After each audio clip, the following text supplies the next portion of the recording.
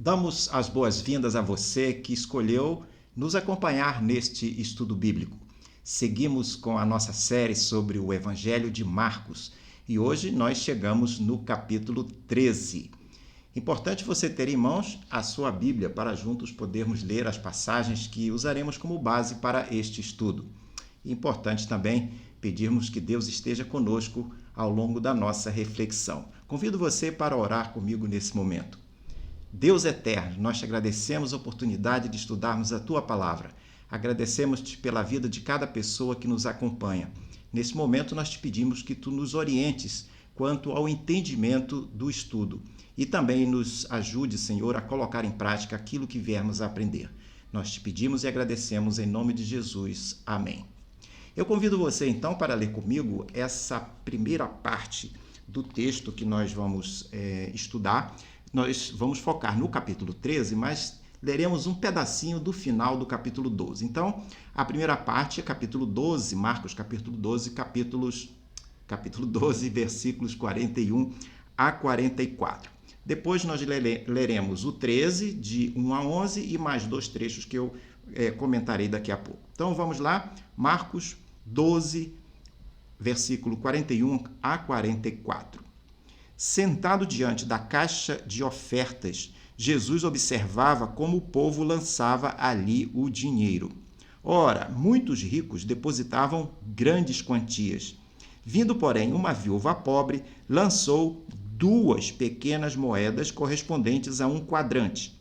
E chamando os seus discípulos, Jesus disse: Em verdade lhes digo que esta viúva pobre lançou na caixa de ofertas mais do que todos os ofertantes, porque todos eles deram daquilo que lhes sobrava. Ela, porém, da sua pobreza, deu tudo o que possuía, todo o seu sustento. Seguindo, então, para o capítulo 13, leremos verso 1 a 11. O texto diz o seguinte: Quando Jesus estava saindo do templo, um dos seus discípulos lhe disse: Mestre, que pedras, que construções! Mas Jesus respondeu: Você está vendo estas grandes construções? Não ficará aqui pedra sobre pedra, que não seja derrubada. Jesus estava sentado no Monte das Oliveiras, diante do templo, quando Pedro, Tiago, João e André lhe perguntaram em particular: Diga-nos quando essas coisas vão acontecer e que sinal haverá quando todas elas estiverem para se cumprir. Então Jesus começou a dizer-lhes: Tenham cuidado para que ninguém os engane. Muitos virão em meu nome dizendo: Sou eu, e enganarão a muitos. Quando vocês ouvirem falar de guerras e rumores de guerras, não se assustem. É necessário que isso aconteça, mas ainda não é o fim. Porque nação se levantará contra nação e reino contra reino. Haverá terremotos em vários lugares e também fomes. Essas coisas são o princípio das dores. Estejam de sobreaviso, porque as pessoas os entregarão aos tribunais e às sinagogas. Vocês serão açoitados e por minha causa serão levados à presença de governadores e reis, para lhes servir de testemunho.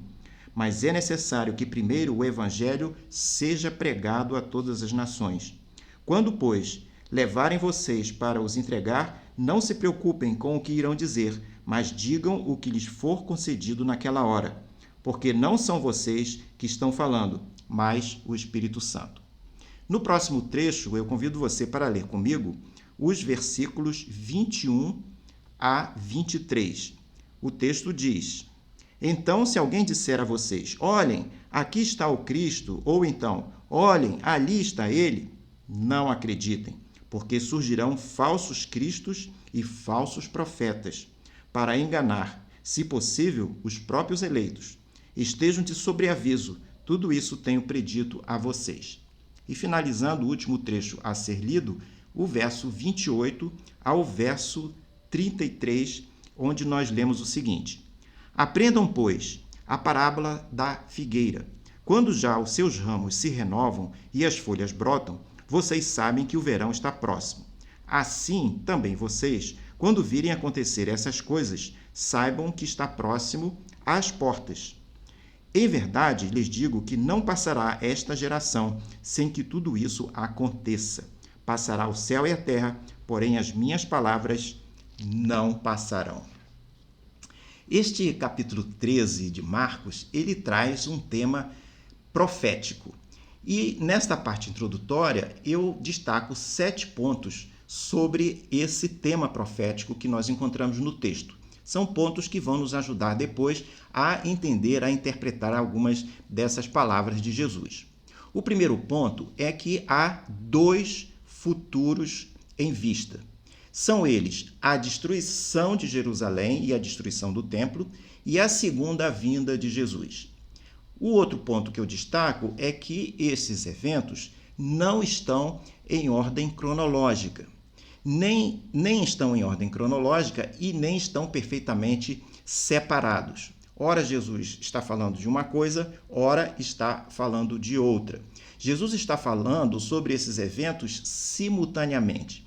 E eles, porém, ocorrem na prática em tempos distintos, mas de alguma forma estão interrelacionados.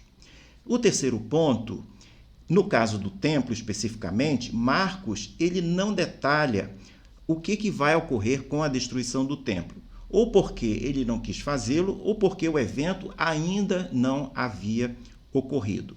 No ponto 4 que eu destaco, Jesus se atém à conduta dos discípulos.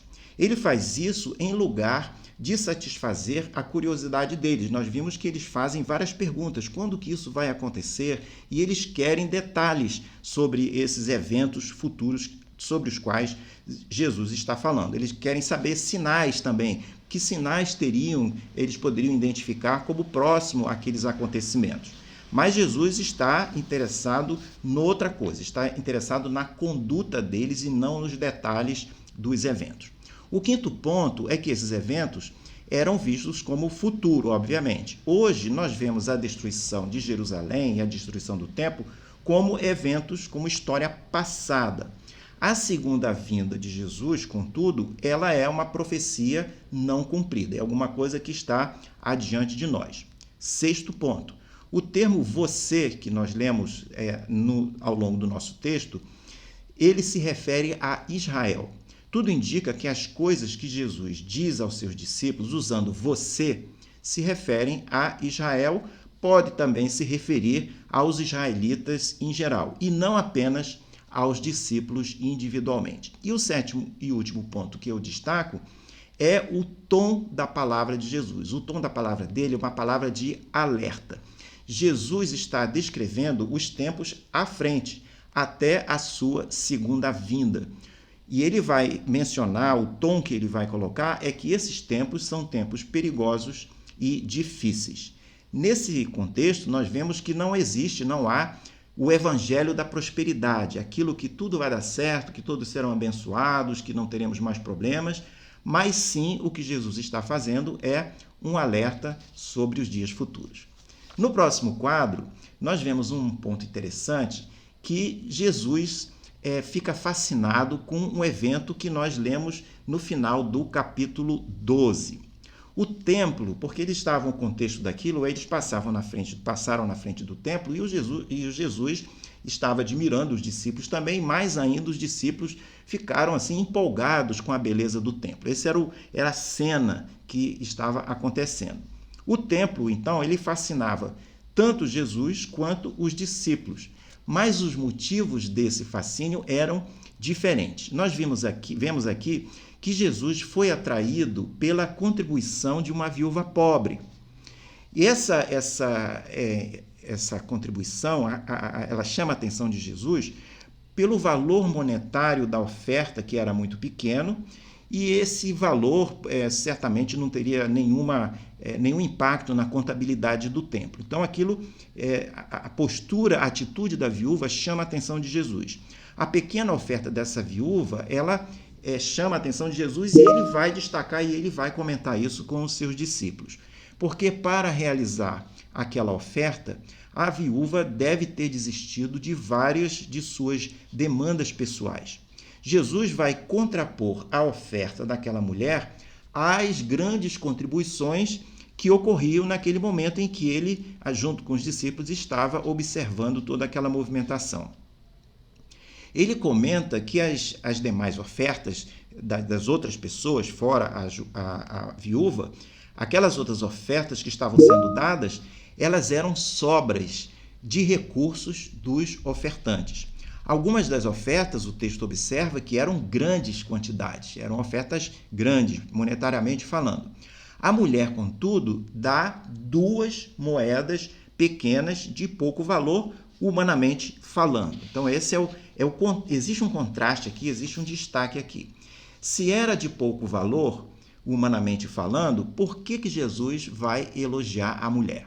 E nós encontramos aqui 3 motivos para Jesus elogiar a mulher, a oferta daquela viúva, aquela viúva pobre. O primeiro motivo é porque a oferta para aquela mulher era uma prova de amor e de sua fé em Deus. Segundo motivo é que a oferta, era uma demonstração que ela confiava que Deus proveria a ela todas as suas necessidades, porque ela deu todo o seu sustento, ela deu muita coisa, ela deu tudo que ela possuía. Então, o terceiro destaque é esse ponto. Ela deu o sustento dela. Aquela oferta teve um valor monetário pequeno, mas em termos de significado para o reino de Deus, foi um significado imenso. Por isso, Jesus destaca e por isso Jesus elogia aquela mulher. Este fato, ele ilustra muito bem os contrastes entre os valores do reino de Deus e os valores do reino do mundo, como, vez por outra, temos comentado. No reino de Deus, nós vamos observar que muitas coisas são invertidas, a cultura é invertida e certas práticas e certos valores também são invertidos. Aqui, por exemplo, nós vemos isso quando Jesus declara que a menor oferta foi a maior oferta. Foi considerada por ele a maior oferta. Aqui tem uma inversão, porque no reino dos homens, no reino do mundo, a maior oferta é aquela que monetariamente é a mais expressiva. Entretanto, aqui a coisa acontece de maneira invertida. Podemos também identificar aqui um segundo contraste. O segundo contraste é que Jesus estava fascinado com a atitude, com a doação daquela viúva, enquanto que os discípulos estavam fascinados com a arquitetura do templo. Nada é contra apreciarmos a arquitetura do templo, não tem nenhum problema nisso. Apenas que esse contraste nos indica que para Jesus, para o reino de Deus, a atitude das pessoas vale muito mais do que as coisas materiais. No próximo quadro, nós vimos então o fascínio de Jesus pelo templo através da oferta da viúva e agora nós vemos o fascínio dos discípulos. Por que os discípulos ficaram empolgados? Por que o fascínio dos discípulos com o templo? Esse templo, importante nós observarmos, era o segundo templo, na realidade quase que um terceiro templo. Era quase um terceiro templo dado as reformas que estavam sendo feitas na edificação existente. O primeiro templo foi aquele templo feito por Salomão, tendo sido destruído no ano de 586 a.C. pelos babilônios, quando invadiram Jerusalém e destruíram o templo. Esse segundo templo foi aquele reconstruído por Zorobabel, na volta do cativeiro que os judeus tiveram lá na Babilônia, cerca de 40 anos depois. O templo desse nosso texto era esse segundo templo, mas que estava sendo ampliado havia 52 anos. As obras haviam se iniciado por Herodes o Grande no ano de 19 a.C. e seguiam até aquela data, possivelmente o ano 33, a idade de Jesus, e que somando dá aproximadamente esse período todo de 52 anos. Jesus prediz a destruição desse templo que viria a ocorrer 7 anos depois. Esse belo templo que estava sendo visto, né, empolgado, era motivo de empolgação para os discípulos, ele viria a ser destruído no ano 70 pelas tropas do general romano Titus Flávio. Haveria uma revolta, uma grande revolta, e por conta dessa revolta, chamada Grande Revolta Judaica, os romanos mandaram uma tropa pesada para coibir aquela revolta, e como resultado daquilo, o templo então é destruído lá no ano de 70. As pedras e as construções que impressionaram os discípulos não seriam deixadas de pé umas sobre as outras, como menciona o texto. O que restou dessa destruição foi um muro de arrimo que sustentava uma das paredes do templo. Esse muro não integrava o templo, era apenas uma sustentação do que havia em cima. E hoje esse é o muro que é chamado Muro das Lamentações, que existe até hoje. No final da nossa apresentação, você poderá ver uma fotografia do Muro das Lamentações, que eu deixei aqui para ilustrar essa parte. Quando Jesus fala da reconstrução do templo, aí nós vamos começar a interpretar melhor o que Jesus está dizendo, porque não é simples. Na primeira leitura que nós fazemos, aquilo nos parece um pouco confuso, por conta daquilo que eu mencionei antes. São 2 episódios, eles são entremeados e eles não são cronológicos. Ora Jesus fala de uma coisa, ora fala de outra. Então, quando Jesus fala da reconstrução do templo, ele não se refere a esse templo, a essa arquitetura. É fato que Jesus prediz a destruição desse templo, dessa arquitetura. Mas quando ele fala que em 3 dias reconstruiria o templo, ele não está falando do templo de Jerusalém. Ele está falando dele como pessoa, dele que seria morto e que ressuscitaria em 3 dias. Isso levou as pessoas, acho que ninguém entendeu o que ele estava dizendo, porque ele estava usando uma metáfora e no meio de tantas predições, aquilo não era fácil de ser entendido. Portanto, o templo a que ele se refere era o corpo dele. Esse templo, então, que era o corpo dele, ressuscitaria no 3º dia após a crucificação. Então, Jesus não estava falando do templo de Jerusalém. E aí, por que os discípulos ficaram tão empolgados com esse templo? Pararam na frente deles, poxa, mas que beleza e tal. Eles ficaram encantados porque talvez nunca tivessem ido a Jerusalém, talvez nunca tivessem visto o templo, ou talvez tivessem ido a Jerusalém, mas de uma maneira muito esparsa ou há muito tempo atrás. O templo, sem dúvida, era uma visão magnífica. Os discípulos ficaram também, certamente, muito impressionados, talvez como um turista que visita um lugar famoso e fica olhando, puxa, tirando fotografias, né? Ficaram empolgados com aquela arquitetura. Mas será que eles viram só arquitetura? Será que eles não estavam interessados em mais alguma coisa? Talvez sim. Possivelmente eles pensavam que Jesus estava prestes a estabelecer o seu reino, não é verdade? E talvez no pensamento deles, esse reino, a sede desse reino seria em Jerusalém. E por que não seria a sede do reino no próprio templo? E talvez no templo tivesse as salas que eles, que estavam como discípulos de Jesus, também teriam as suas salas, as suas áreas para despachar. Eles talvez estivessem com um pouco de uma visão um pouco materialista do reino, do que seria o reino de Deus. A vinda do Senhor realmente inauguraria, pelo menos intensificaria, uma nova etapa, que seria chamada o tempo dos gentios, porque os judeus estavam rejeitando Jesus e as coisas seriam abertas para que os gentios, de certa forma, passassem a tomar o lugar dos judeus na proclamação, no anúncio do Messias Jesus que havia chegado. A previsão da destruição daquilo tudo feita por Jesus deve, de alguma forma, ter frustrado os discípulos, porque eles talvez tivessem as suas pretensões de poder de alguma maneira. No próximo quadro, nós vemos que os discípulos seguem perguntando a Jesus uma série de coisas. E aí nós vemos que Jesus ele se mantém vago quanto ao tempo em que a destruição do templo ocorreria. Ele foi assertivo quanto ao fato de que o templo seria destruído, mas ele foi vago quanto ao tempo em que isso ocorreria. E os discípulos, por outro lado, queriam saber exatamente quando que aquilo iria acontecer. Jesus vai expandir o assunto da destruição do templo para o tema da segunda vinda. Por isso que nós mencionamos que os dois eventos têm alguma ligação entre eles. Jesus se mantém vago quanto ao tempo da destruição e aborda outros acontecimentos também de maneira vaga, em termos do tempo. Os discípulos insistem querendo que o Messias lhe informasse sobre alguns sinais que sinalizariam o início de tudo aquilo. Os discípulos estavam com o foco no tempo e não no conteúdo da profecia.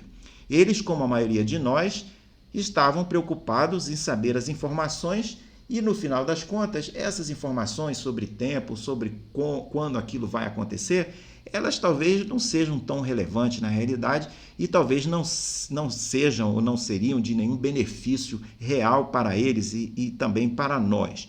A pergunta sobre quando os eventos ocorreriam era muito mais referente à curiosidade deles do que qualquer outra coisa. Jesus estava muito mais interessado na conduta, na atitude e não na curiosidade dos discípulos e na nossa curiosidade também sobre os detalhes do que iria acontecer. Por conta disso, Jesus vai se concentrar em ensinar aos seus discípulos como eles deveriam se comportar à luz da destruição futura de Jerusalém e também à luz da sua segunda vinda. No próximo quadro, nós abordamos um pouco mais sobre a destruição de Jerusalém e a segunda vinda de Jesus. Jesus vai mostrar interesse, como mencionamos, em ensinar seus discípulos quanto a esses eventos futuros. Ele vai dar pouca atenção à curiosidade dos discípulos quanto a esses eventos, mas ele vai mostrar grande interesse em ensiná-los para prepará-los para que eles pudessem enfrentar aquelas dificuldades. Há muita controvérsia sobre o tempo e a sequência dos eventos de certas profecias, né? Há poucas dúvidas quanto à ênfase que Jesus quer dar. A ênfase que Jesus quer dar é na conduta, como se preparar, como estar pronto para tudo isso. Então, ele vai desenvolver o seu trabalho nessa questão. E esse ponto de que a conduta é o ponto-chave, nós vamos ilustrar com duas palavras que Jesus fala. A primeira, quando ele diz, não se engane a ponto de seguir falsos messias, que aparece lá no verso 5 e no verso 6 desse capítulo 13. E aí, nesse caso, Jesus está nos alertando para o perigo de seguir falsos messias, ou seja, ele está falando de conduta, como que a gente deve se comportar. Quando os tempos são ruins, a tendência é nós nós aceitarmos soluções fáceis e prontas. São os famosos atalhos. Quando temos alguma dificuldade, a tendência é buscar atalhos. E ao longo da história da igreja apareceram vários falsos messias, vários atalhos, várias propostas de atalhos, né? Não foram apenas esses falsos messias, não foram apenas falsos, ousados em dizer que eles eram os próprios messias, mas também que o reino tinha data para chegar. Então, ao longo da história, nós já ouvimos várias vezes pessoas que prometeram, que deram uma data para que Jesus voltaria, né? Para que alguma coisa, no final dos tempos, iria acontecer. E aí, esse pessoal que se apresenta de uma maneira falsa, né? Que promessas eles fazem? Muitas promessas de coisas que não são exatamente baseadas na Bíblia e não são autenticadas pela Bíblia. Começando pela data. A palavra de Deus diz que ninguém sabe qual é a data, né, certa que Jesus vai voltar pela segunda vez. Então, qualquer um que apareça dando uma data, já podemos descartar, porque isso é contrário à palavra de Deus. Então, a primeira exortação que nós lemos é que a gente não deve se enganar a ponto de seguir falsos messias. E qual é a segunda exortação? A segunda exortação é nós não nos assustarmos por conta de certos eventos futuros, certos eventos adversos que poderão acontecer no futuro. Sejam esses dias difíceis, podem ser eventos mundiais, perturbadores, ou perseguições pessoais por conta da prática cristã.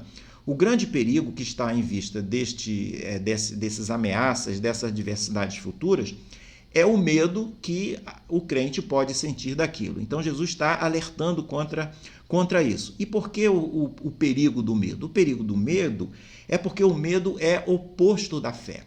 Quem tem medo, aquele medo compromete a fé. Aliás, a palavra de Deus, eu espero que em uma outra oportunidade a gente tenha a chance de estudar, existem várias passagens nos exortando contra o medo, né? Porque não tenha medo, né? Essa frase não tenha medo, não tenha medo, não tenha medo aparece muitas vezes em muitos episódios na Bíblia. Por quê? Exatamente por isso, porque o medo se opõe à fé. O texto começa, esse texto que nós lemos, ele começa por falar de perigos em geral, tais como guerras, terremotos, fomes e pestes. Essas não são ameaças individuais, não são ameaças pessoais, mas elas podem trazer grande impacto pessoal sobre o indivíduo, especialmente se ele estiver envolvido próximo fisicamente, próximo geograficamente desses episódios, desse tipo de evento. Como, por exemplo, uma casa que é destruída por uma enchente, por uma tempestade, ou até num ato de guerra, como nós temos visto muito nos noticiários, um míssil destrói a casa da pessoa. Então, se a pessoa estiver geograficamente naquela catástrofe, né, da natureza, ou uma catástrofe de guerra, ela obviamente é afetada pessoalmente. Ou ela pode ter também, como resultado dessas adversidades, alguém na família que acaba perecendo por conta de uma pandemia, por conta de uma enfermidade mais grave. Jesus, então, ele sinaliza que essas horas escuras, elas serão ocasião para a luz do Evangelho prevalecer. Tempos difíceis, essa é uma lição importante para a gente, tempos difíceis fornecem oportunidades para mostrar a fé em Cristo. E o curioso é que na história as dificuldades que ocorreram relativa a esses tempos difíceis que ocorrem ciclicamente na história, eles não foram obstáculo para o Evangelho. De fato, essas experiências difíceis forneceram excelentes oportunidades para demonstrar e proclamar a esperança em Cristo.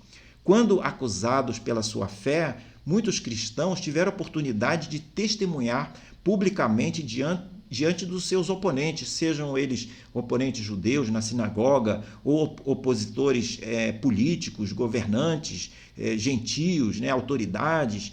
Até hoje nós sabemos que existem perseguições religiosas contra cristãos em certas partes do mundo. E isso se deve, é importante nós observarmos, porque apesar de Jesus ter trazido o reino de Deus não está ainda na sua plenitude. Ele só estará na sua plenitude quando Jesus voltar pela segunda vez. Então, como aconteceu ao longo da história e acontece hoje ainda, os discípulos não deverão ficar apreensivos sobre o que dirão quando estiverem numa situação em que eles precisam se defender por conta da sua fé em Jesus, porque as palavras lhes serão dadas no momento certo pelo Espírito Santo de Deus. É isso que o texto nos relatou. Muitos dos eventos sinalizados por Jesus nesse contexto não poderiam ser evitados. A palavra diz que eles precisariam acontecer para que o reino de Deus finalmente se concretizasse, para que ele se concretizasse de uma forma plena no seu devido tempo. No próximo quadro, nós entramos no mais um trecho aqui da nossa seleção que nós escolhemos para hoje, dentro do capítulo 13, que fala da parábola da figueira e da exortação à vigilância. Aqui, Jesus nos conta uma parábola e nos fala sobre vigilância. E o nosso desafio é como aplicar isso para a nossa vida pessoal. Jesus, então, nos conta essa parábola e essa parte do texto, esse relato da parábola que Jesus nos conta, abre espaço para nós refletirmos sobre três coisas. A primeira coisa é como entender, porque no texto da parábola, naquele texto ou contexto, ele fala que tudo aquilo aconteceria naquela geração. Mas como tudo aquilo aconteceria naquela geração? Porque não aconteceu, a volta de Jesus não aconteceu ainda. Então, como que ele diz que tudo aquilo tudo aquilo aconteceria naquela geração se Jesus não voltou ainda. Será que Jesus teria se equivocado?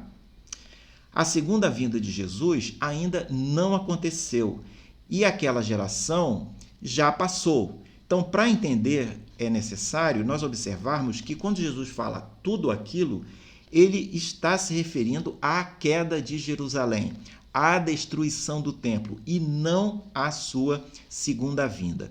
Os eventos daquela geração, elas se cumpriram sim dentro dos 40 anos seguintes e isso foi um fato, esse é um fato histórico. O contexto dessa frase, portanto, não era a segunda vinda. E isso fica claro quando Jesus fala a partir do verso 32. Lá no verso 32, se você examinar, ele diz assim: mas a respeito daquele dia ou da hora, ninguém sabe. Então, quando ele fala daquele dia, esse daquele dia é a sua segunda volta.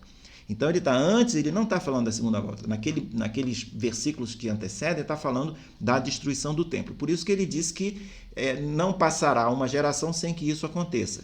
Aquela geração veria a destruição do templo. Então, daquele dia se refere à segunda volta de Jesus. Em relação a isso, Jesus insiste em dizer que não sabe a hora e não sabe o dia quando isso acontecerá. O segundo ponto para nós refletirmos é: sabemos que o Messias virá, mas nós não sabemos quando, não é verdade? Não saber quando Jesus volta não deve ser razão para uma expectativa e para uma ansiedade de nossa parte. Por quê? Porque nossa vida está repleta de incertezas, mas ao mesmo tempo está cheia de verdades. Interessante notar que muitas pessoas confundem incerteza com verdade. Se eu tenho uma incerteza, então aquilo não é verdade. Isso é uma lógica falha, uma lógica torta. E aí nós podemos trazer 3 exemplos para demonstrar isso. O primeiro exemplo é sobre a data do nascimento de Jesus. Hoje nós comemoramos o Natal e todo mundo comemora como sendo 25 de dezembro. Mas você sabia que há estudos dizendo que a data efetiva do nascimento de Jesus não foi em dezembro, foi em setembro, por conta daquela questão da estrela que apareceu e etc. Então existe uma incerteza quanto à data em que Jesus nasceu. Mas de maneira nenhuma isso compromete a verdade de que Jesus nasceu. Se ele nasceu em setembro ou em dezembro, tanto faz, o fato é que ele nasceu. Então a incerteza da data do nascimento de Jesus não compromete a verdade de que ele nasceu. Segundo exemplo que a gente pode comentar aqui, você possivelmente é um usuário da telefonia móvel, da telefonia celular. Você tem o seu aparelho, fala, manda mensagem, faz um monte de coisa. Agora, é quase certo que você e muitas pessoas não entendam nada sobre a propagação eletromagnética ou a eletrônica que está por trás daquele aparelho. Então, existem milhares de dúvidas e de incertezas quanto aos mecanismos que fazem aquele aparelho funcionar. No entanto, ele funciona para você. O fato de você ter incertezas quanto ao mecanismo daquele sistema, do sistema móvel de telefonia, não compromete a verdade de que ele existe, de que você tem um aparelho que você pode usar. Então, são coisas distintas, incerteza e a verdade. E o último exemplo que eu trago aqui é o fato de nós sabermos, o fato de nós não sabermos quando nós vamos morrer não compromete a verdade que nós estamos vivos. Percebe, então, que são coisas distintas, incertezas e verdade. Aplicando, então, ao nosso caso, o fato de haver uma incerteza quanto à data que Jesus vai voltar não compromete a verdade de que ele vai voltar. A palavra de Deus nos assegura que ele vai voltar. Terceiro ponto para nós refletirmos é que Jesus nos diz 2 coisas sobre a doutrina da segunda vinda.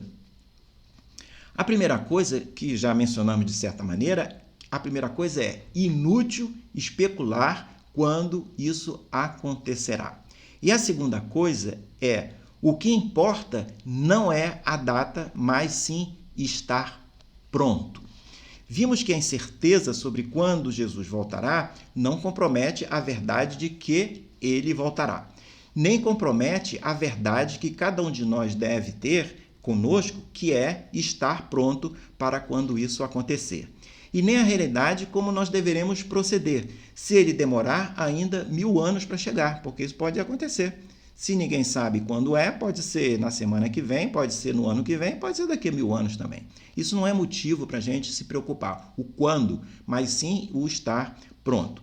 Estar pronto para a volta de Jesus e aceitá-lo como Salvador é o que nós precisamos fazer. Estar pronto é exatamente aceitar Jesus como Salvador e Senhor da nossa vida e começar a viver no reino de Deus a partir dessa decisão. No próximo e último quadro, vale nós observarmos que as palavras de Jesus registradas em nosso texto contém uma série de lições. Já dissemos algumas delas, já reconhecemos algumas delas, mas aqui eu trago mais algumas para podermos fechar o nosso estudo. As palavras, então, nos trazem aqui, podemos dizer, 4 destaques. Não são os únicos, obviamente, mas eu trago 4 destaques aqui para fecharmos o estudo. O primeiro é que Jesus falou sobre tempos difíceis e não falou sobre tempos felizes, sobre tempos fáceis. A maioria das pessoas pensam mais nos dias felizes e deixam de lado os tempos difíceis, que muitas vezes serão inevitáveis. Outros vão para outro extremo, e falam só dos tempos difíceis, a ponto de ficarem ansiosos, de ficarem agoniados com aquilo.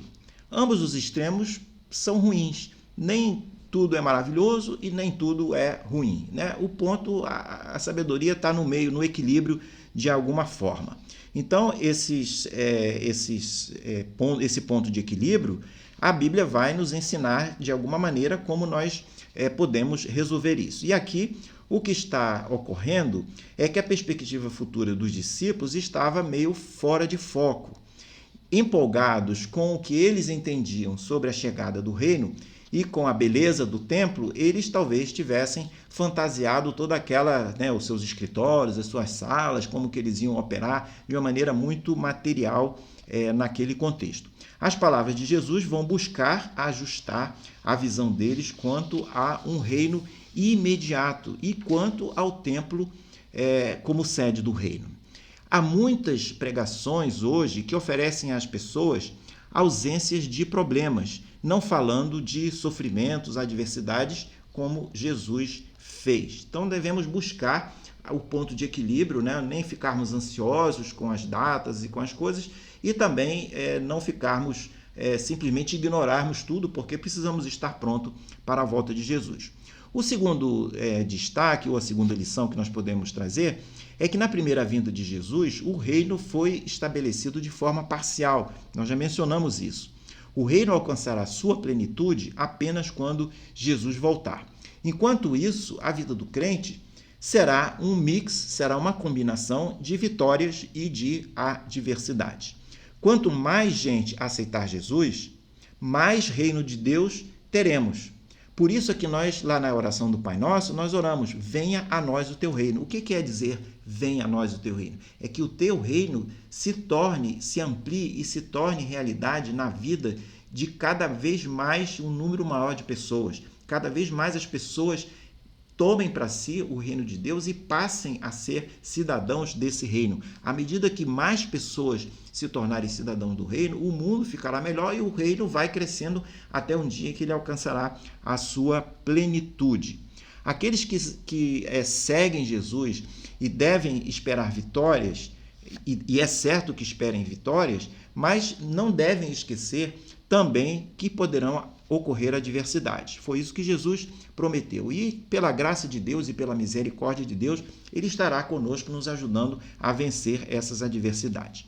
O terceiro destaque é que tempos de adversidades poderão ser tempos de oportunidades. O Evangelho é luz para aqueles que estão na escuridão e oferece esperanças para aqueles que estão em desespero. Os períodos em que mais o cristianismo cresceu, vale dizer, foram aqueles em que as pessoas enfrentaram perseguições e enfrentaram adversidade. É por isso que o Evangelho é motivo para se alegrar para aqueles que choram, que têm fome, que são perseguidos, porque ele vai trazer uma oportunidade da pessoa se aproximar mais ainda de Deus. E Deus vai ter a oportunidade, por sua vez, de atuar, de agir na vida daquela pessoa. Por mais dura que sejam as adversidades, elas poderão ser transformadas pela misericórdia de Deus em alguma coisa positiva. A palavra de Deus nos diz que as tuas misericórdias se renovam a cada manhã. Isso é uma promessa de oração para todos nós. Todo dia de manhã nós orarmos ao Senhor e nós lembrarmos que o Senhor é tão misericordioso que as suas misericórdias para nós se renovam a cada manhã. E o último destaque que eu faço, a última lição, é que Jesus nos sinaliza para não permanecermos nas coisas que Deus pretende destruir. Os discípulos tinham grande admiração e atração por Jerusalém, mas Jesus lhe disse que quando viesse o tempo da destruição da cidade, eles deveriam fugir para longe dela e não ficar naquela cidade. Eles não deveriam buscar salvação naquele lugar, porque aquele lugar havia rejeitado Jesus, havia rejeitado o Messias. O crente não deve ser atraído pelas coisas abomináveis ao Senhor ou que serão destruídas e nem buscar salvação nas coisas que Deus condena. Precisamos amar menos as coisas desse mundo e mais as coisas do Senhor. Precisamos ter mais confiança nele e sempre procurar compartilhar isso com outras pessoas. Ficamos por aqui, espero que você tenha gostado do estudo. Se você gostou, fale dele para os seus amigos, mande o link para que eles possam também acompanhar não apenas esse estudo, mas outros também. No próximo quadro você poderá ver o panorama dos nossos estudos, dessa série sobre o Evangelho de Marcos, e mais à frente, como eu falei antes, você poderá ver uma fotografia do Muro das Lamentações, que está, de certa forma, no contexto desse estudo que nós tivemos hoje. Um grande abraço, espero vê-lo em breve.